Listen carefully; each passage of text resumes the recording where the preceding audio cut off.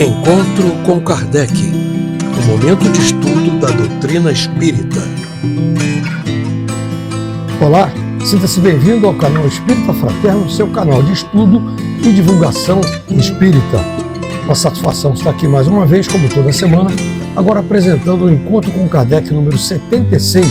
Nesse encontro de hoje, nós vamos especificamente falar da questão 872, que encerra o 10º capítulo, que fala sobre leis de liberdade. Então, por favor, não esqueça, deixa logo aquele joinha para poder o YouTube entender que você está gostando e poder transmitir também essa informação, divulgar, para que outras pessoas possam ter acesso a esse estudo.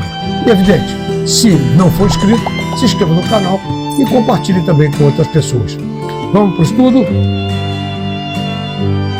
Capítulo 10. Lei de Liberdade. Resumo teórico do móvel das ações do homem. Número 872.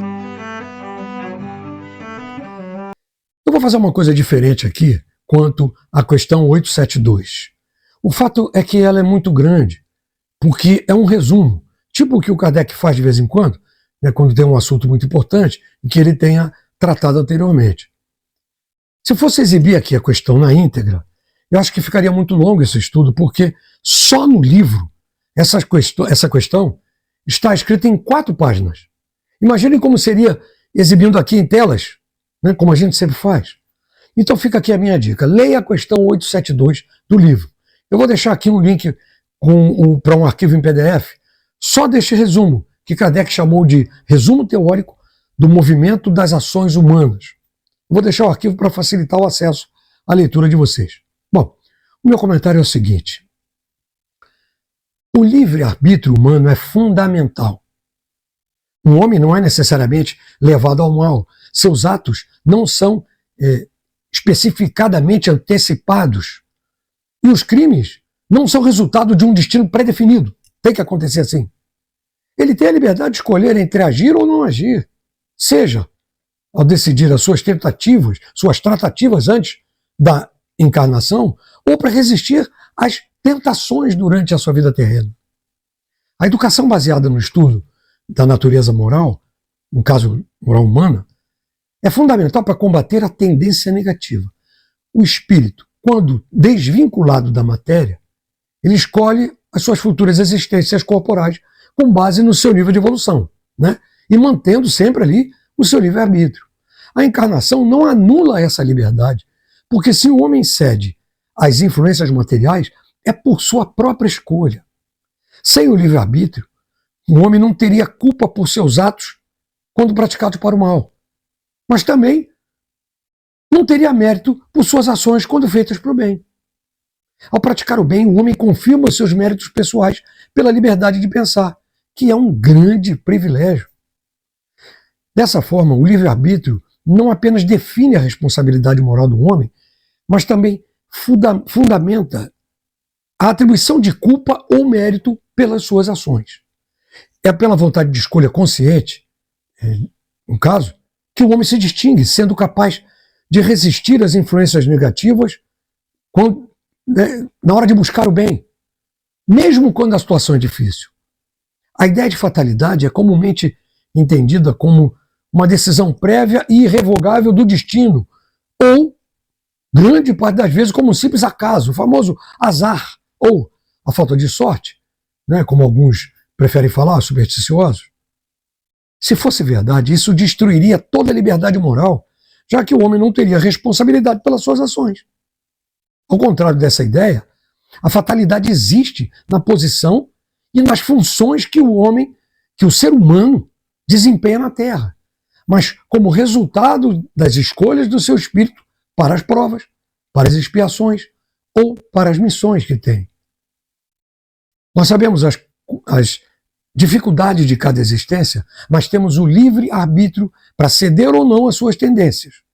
A fatalidade nos acontecimentos nada mais é do que o resultado das escolhas que nós fazemos, como já falamos, antes de vir ou já aqui na Terra.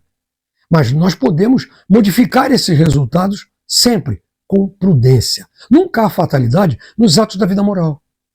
Não. Na realidade, a única fatalidade com o significado específico da palavra, sendo aquilo que não pode mudar, que é fatal, né? É a própria morte do corpo. Mas nós, em espírito, vamos continuar a nossa jornada em outra dimensão.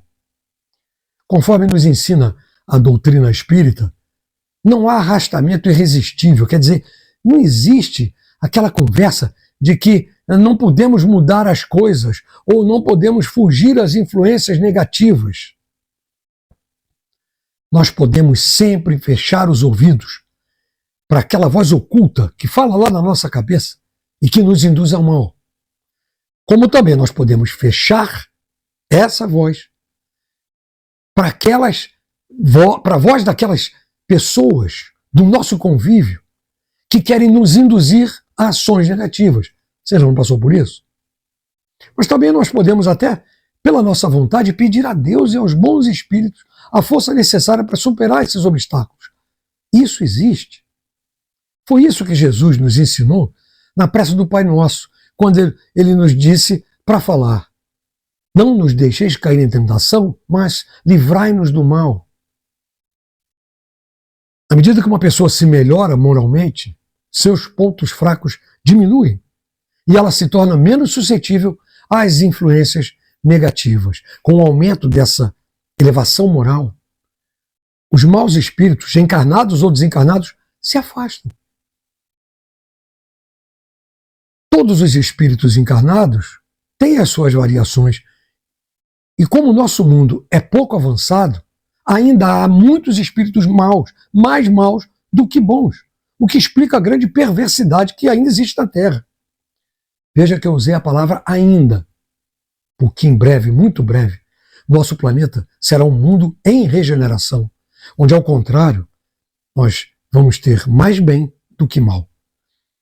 Devemos, portanto, fazer todo o esforço possível para melhorar moralmente na nossa atual encarnação, para merecer estar num mundo melhor no futuro, aqui ou em outro lugar.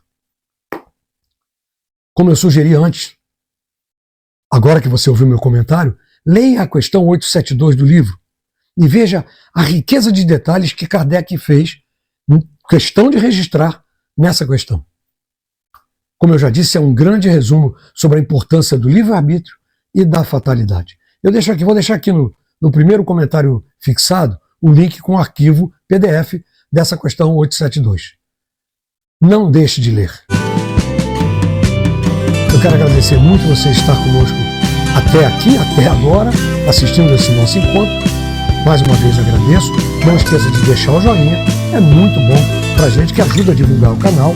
Se inscreva, ative aquele sininho de notificações, senão o YouTube não vai te avisar quando tem novos vídeos, né? E se achar que é pertinente, divulgue esse vídeo para outras pessoas, compartilhando, para que também possam ter acesso a essas informações muito bacanas sobre o Livro dos Espíritos. Muito grato. Fique na paz.